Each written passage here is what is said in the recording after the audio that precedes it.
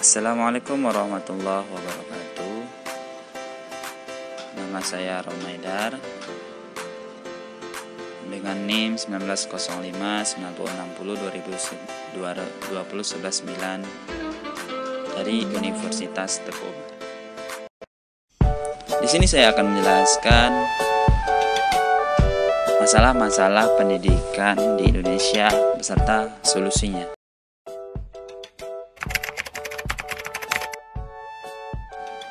Masalah pada hakikatnya adalah kesenjangan antara harapan dengan kenyataan. Masalah pendidikan adalah kesenjangan antara apa yang diharapkan dengan apa yang terwujud dalam bidang pendidikan. Masalah-masalah pendidikan di Indonesia dapat dikelompokkan menjadi 4, yaitu 1. Masalah partisipasi atau kesempatan memperoleh pendidikan.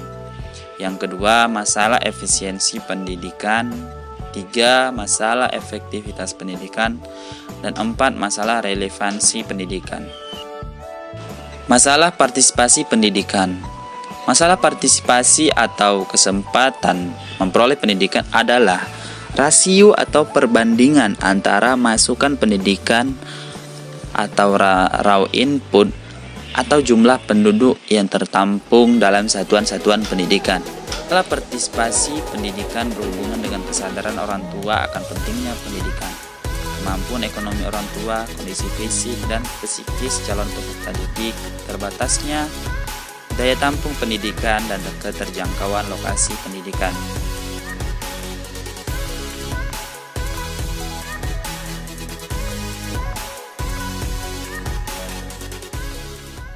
Efisiensi pendidikan.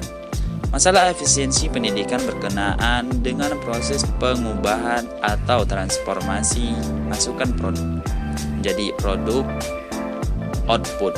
Salah satu cara menentukan mutu transformasi pendidikan adalah menghitung besar kecilnya penghamburan pendidikan atau dalam bahasa Inggrisnya educational wastage. Dalam arti menghitung jumlah murid atau mahasiswa atau peserta didik yang putus sekolah, mengulang atau selesai tidak tepat waktu. Masalah efisiensi pendidikan berhubungan dengan kualitas, tenaga kependidikan, peserta didik, kurikulum, program belajar dan pembelajaran, sarana prasarana pendidikan, serta suasana sosial budaya.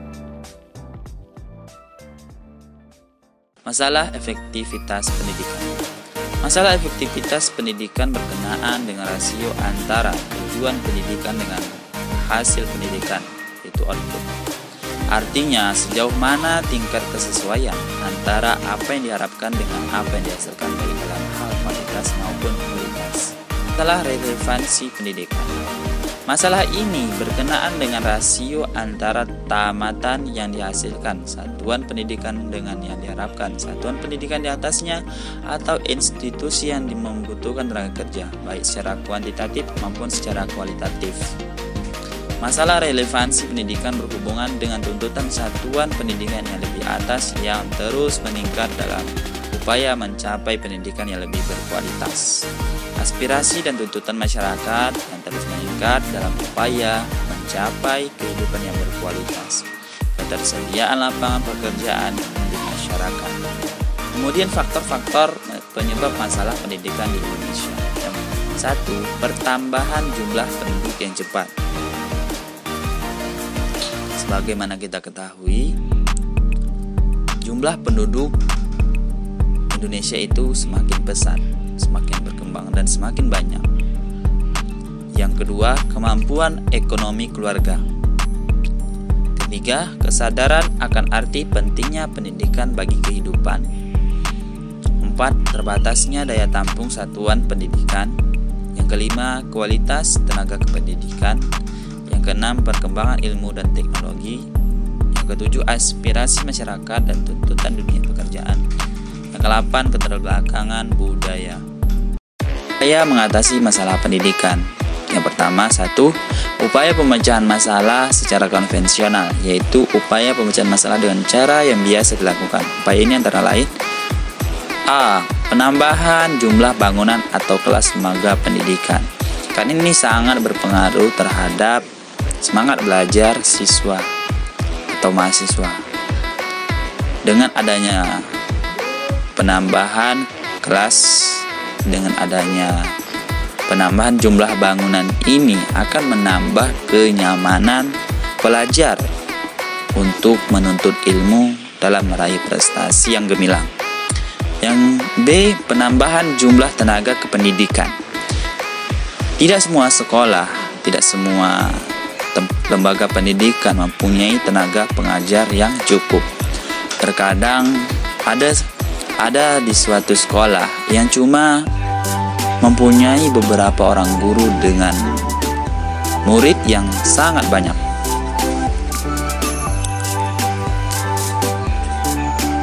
Mungkin itu akan terdapat di daerah-daerah perdesaan. Dengan begitu, dengan upaya mengatasi masalah pendidikan ini dengan penambahan jumlah tenaga kependidikan atau yang biasa disebut guru, ini bakal mengefektifkan siswa untuk belajar. Nah, jika sudah gurunya banyak, artinya dalam menjadwalkan schedule dalam pengajaran itu sangat mudah, dan siswa pun berpotensi akan lebih banyak diperhatikan guru. Yang C, penambahan dan penggantian sejumlah sarana atau prasarana pendidikan.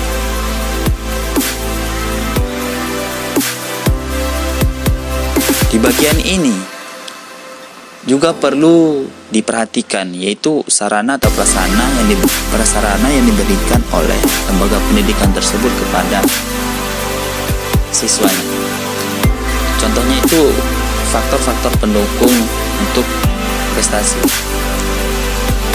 Ya, sebagaimana kita ketahui, seperti kalau misalkan di bidang prestasi akademik seperti laboratorium, lab komputer, dan lain semacamnya. Kemudian kalau misalkan di bidang non-akademik seperti lapangan bola, futsal, lapangan olahraga lainnya, kemudian ekstrakurikuler, kelengkapan drum band atau drum band. Nah, ini bisa mengasah keterampilan para siswa-siswi untuk berprestasi di tingkat nasional maupun global. Yang D, melaksanakan penataran. Upaya pemecahan masalah secara inovatif artinya pemecahan masalah dengan cara baru yang dilakukan dengan pendayagunaan hasil kreativitas tertentu, terutama yang baru, yang berbeda dengan cara-cara sebelumnya. Upaya pemecahan masalah pendidikan secara inovatif antara lain: yang A, sistem pembelajaran online.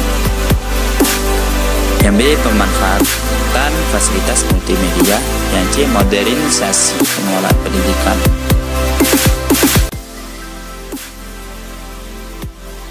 Nah, jadi yang ketiga ini, sistem pembelajaran online. Sistem pembelajaran online ini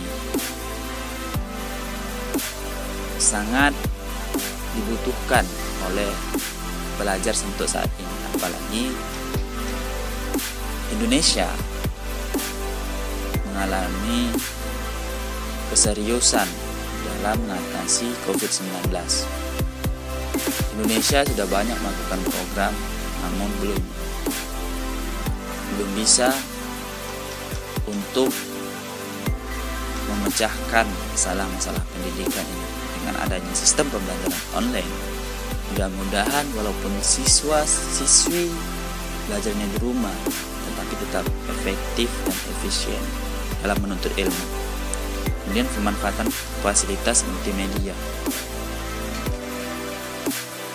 Ini bisa kita berikan pencerahan atau pelatihan kepada siswa-siswi agar mereka mampu mengoperasikan multimedia untuk menuntut ilmu lebih mudah.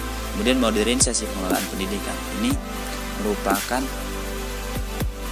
suatu cara transformasi dari konvensional atau dari manual ke digital. Terima kasih. Assalamualaikum warahmatullahi wabarakatuh.